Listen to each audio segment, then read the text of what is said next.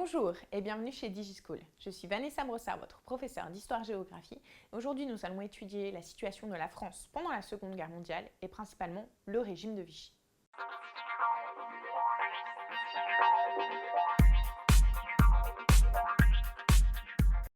Alors, le régime de Vichy est une dictature dont le principal chef est le maréchal Pétain. Le maréchal Pétain a obtenu les pleins pouvoirs. Il a les pouvoirs exécutifs et législatifs. Il va très rapidement interdire les autres partis politiques et les syndicats. Les libertés fondamentales sont également abolies. Le maréchal Pétain met en place un régime fondé sur la propagande. Cette propagande va véhiculer un projet politique, celui de la Révolution nationale. Ainsi, la devise « Travail, famille, patrie » remplace celle de liberté, égalité, fraternité.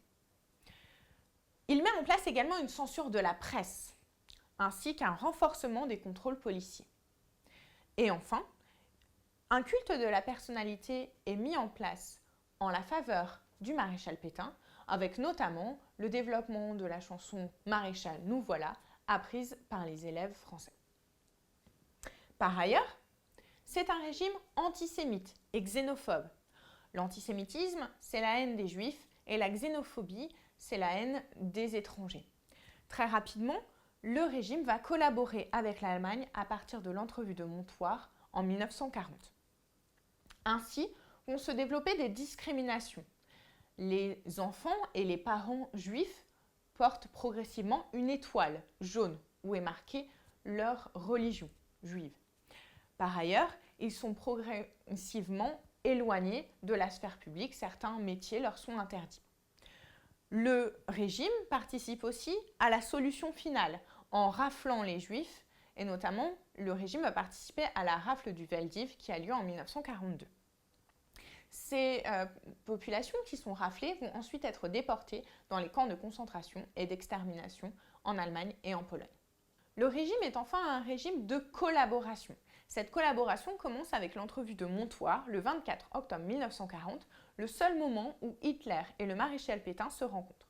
Cette coopération a trois volets. D'une part, la coopération économique.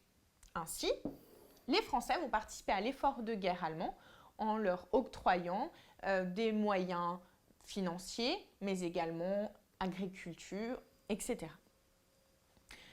Par ailleurs, le STO est mis en place, c'est le service du travail obligatoire qui va aboutir à l'arrivée de jeunes Français en Allemagne et en Pologne pour aider à l'effort de guerre, pour remplacer les jeunes qui sont partis au combat.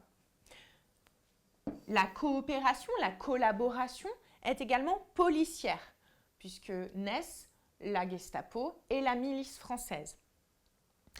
La police va participer notamment à la recherche des résistants et des juifs. Enfin, cette coopération, elle est également militaire, puisque des Français vont participer à l'effort de guerre, vont également se battre du côté des Allemands. Merci d'avoir regardé cette vidéo. N'hésitez pas à regarder les autres vidéos en lien avec le programme de 3e en Histoire-Géographie et à bientôt chez DigiSchool.